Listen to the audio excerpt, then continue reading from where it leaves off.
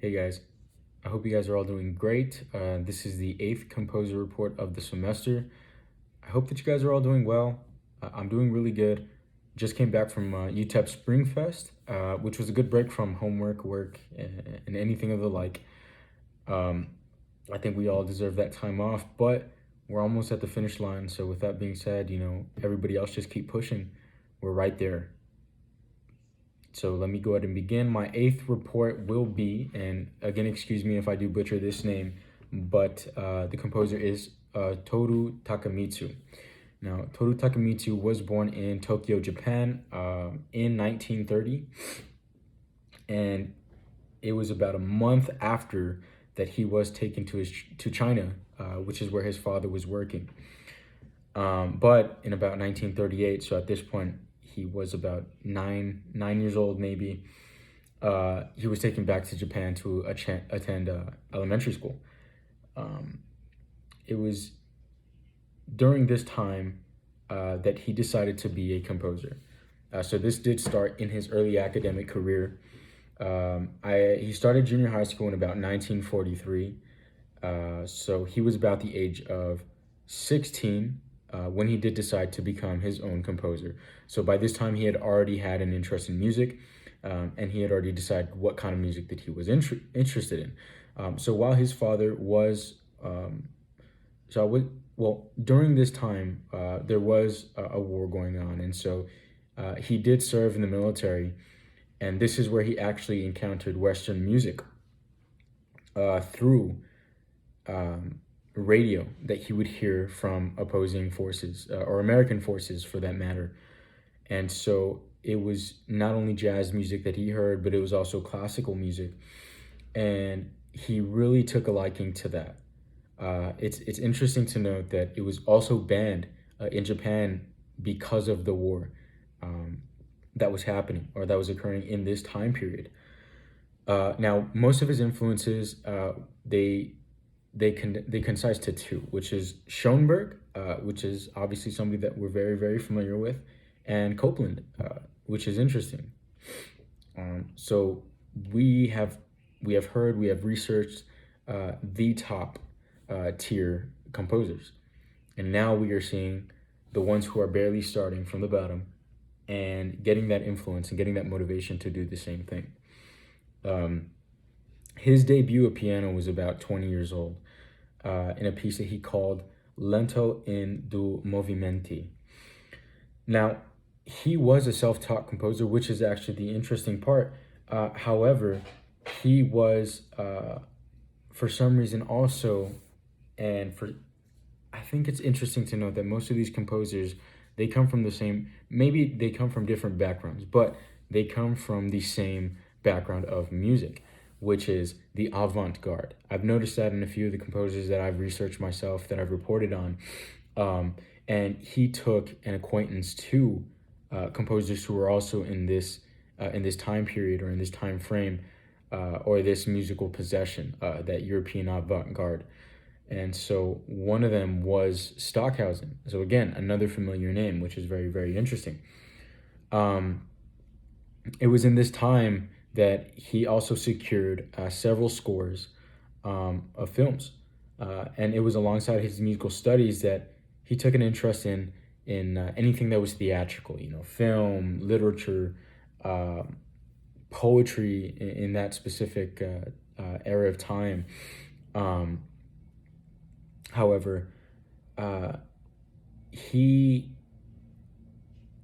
reason that he was self-taught was because he did, in the early stages of his musical career, or when he identified himself as a composer, again self-taught, he did lack musical training, and so it was decided that he wouldn't have had the ability to take up composition, which is why again he was self-taught. And so now Takemitsu, as well as other composers and representatives, they basically were this mixed group of the avant-garde, as far as what he tried to do to bring to that artistic creativity. Now, one of the things that I found very, very interesting was He was a mentor. And in again one of his first works, the Lento in Du Movimenti, which was the piano work as I mentioned, uh, it was given to a group of new composers, headed by one of his trainers, which is Kaios, or Kiyoshi maybe. And this is where he took, or I guess what embodied him the most.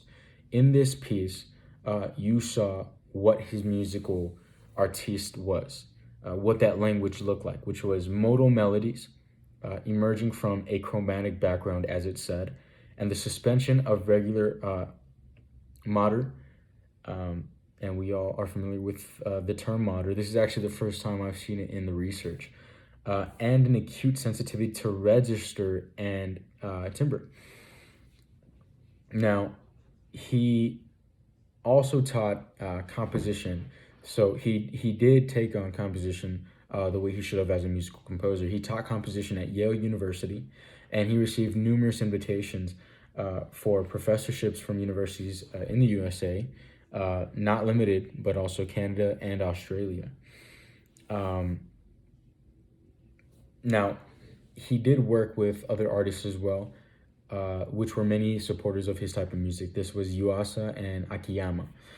Um, they together and many musical components, they founded again that new group. This was known as the Jakin Kobo, which is experimental workshop. And this is again where they had those mixed media projects. So they cultivated, or Katamatsu cultivated his interest in that theatrical aspect or theatrical component, and he went ahead and brought that along with his musical interest. He had many pieces in this collaborative work, which was Sagira Rene Kayusoku. This one was for piano. Another one was a chamber concert. Another was a relief statique in 1955, vocalism AI in 1956, and as well as many more. Now, the some of it there was some material that he had that was formed exclusively from recorded water sounds, and this was a lot of works in the early 1960s, as it stated. But he was said this his line of work was said to possess, or I guess be described as textural fragmentation. It's the bits and pieces of what he created. This included in works such as Ring and Sacrifice. Um, so by the time that he started gathering national attention, or international as well, uh, he dedicated a lot of his music to those who he had looked up to, which you can also hear in Stravinsky's work. Um, Now, he was a very well accomplished artist, and he also started his own exploration of traditional music, which was in his native country. But it's interesting because he had said, and these were in his words, in my own development for a long period, I struggled to avoid being Japanese, or to avoid Japanese qualities, which means early on in his life, it's because he took on that Western music, and it dominated his entire career in a sense where that was where most of his influence had came from, and it was almost like he did his best to ignore where he had come from. Uh, it also says here, it was largely through my contact with John Cage that I came to realize the value of my own tradition. And I guess he realized that there's essence in where you come from, because it makes you who you are. It makes your perspective different from another person, especially if you're from a different country, especially if it's a native country, right? In 1966, this is where he wrote his first concert work, which was Eclipse. This was widely performed by many musical artists. And during the 70s is when he gradually turned away from the dense textures of the chromatic clusters that he had, and he went towards, I guess, more established harmony and a difference in timbre. Uh, One of the works for brass, in which he included brass instruments, is Garden Rain, and this one itself is characterized by slow-moving, widely spaced chords, which show little, it says, inclination towards directional harmonic motion. Again, so you can say that throughout his career, he always ensured that he was doing something different, and which is interesting because, as I said, he took on something that he called textural fragmentation. But if you look at his career, it's almost as if his music also was a part of that embodiment. In separate times, in separate places, that's who he was. In different eras, in different times, he was a different person. His music was a different component, and what he embodied was different. Now, there are also different melodies that he hits in different pieces as well. And one of the first prize that Takeamitsu won was outside of Japan, which is surprising, for his orchestral work Tableau Noir. Now this was this was on top of many other awards that he had towards the end of his lifetime, which was the Ataka Prize, the Los Angeles Film Critics Award, as well as the Graue Mayer Award. So he grew at this point a very prominent artist internationally and nationally. Now, unfortunately, Takemitsu did pass away, but he left a very, very important legacy.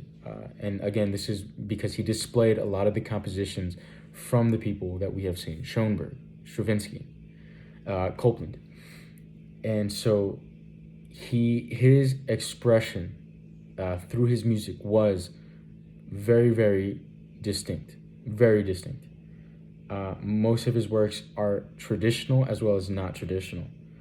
And I guess he was more, he put more emphasis on his ambitions towards genres of orchestral as well as chamber music, which would also explain why there was, again, that interest in jazz, that interest in that American component, and pop, French, for example, and anything of the like. And so, again, Takemitsu was a very, very important key. He wrote many, many pieces. He wrote essays. He was very, very active in the community. He was very, very active internationally, nationally. Late in his life, he also conceived an idea of composing an opera, but his death prevented him from completing or bringing this into fruition. Now, one of my pieces was, and I will play it right here. Excuse me. But it was Garden Rain. And Garden Rain, it was very tonal, from my understanding, and from my research, it did confirm that for the most part, he tried to maintain that tonality, and there was great harmony in that type of music, or in that specific piece of work. And you can also hear the instrument's use of brass, as well as in some certain aspects of that work or that piece of music. It kind of grew in ascension, but it also descended simultaneously. So it was slow moving, yet it was fast paced, in a sense where he was able to space it enough to where you can keep up to what he was trying to accomplish. With that being said, I think that he's a very, very interesting composer. I definitely appreciate, usually, most of the composers that we have had, they've all possessed a different characterization, where they've deviated from what's original to them, which I find that very, very interesting. That's kind of where their perspective of philosophy, not only musical but culturally, where that philosophy comes from. It's almost as if they're doing their best to go beyond the confines of themselves, which allows them to express their music that much greater. But if you guys have the same composer, if you have any questions, feel free again to comment. And I wish you guys a great rest of your semester as always. I'll see you all later.